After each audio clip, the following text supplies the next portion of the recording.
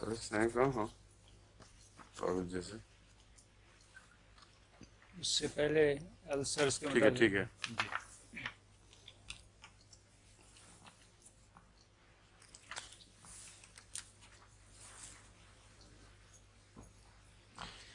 एक्सॉस्टोसिस होता है। एक्सॉस्टोसिस जो, एक्सोस्टोसिस। हाँ, जी। एक्सॉस्टोसिस जो जी। हड्डी बढ़ जाती है जी। कोनों की, मैं पहले बता चुका हूँ ना इसमें। जी। इसमें कैल्शियम की अनइवन प्रेजेंस होती है, गैर मौजूदगी उसकी, गैर मुतवाजन।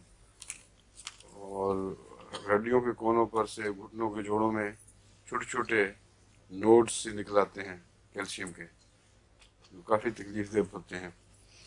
ये इसका इलाज अच्छी उम्दगी के साथ कैलकेरिया के साथ हो सकता है, अगर जैसे अगर कैलकेरिया का मरीज हो।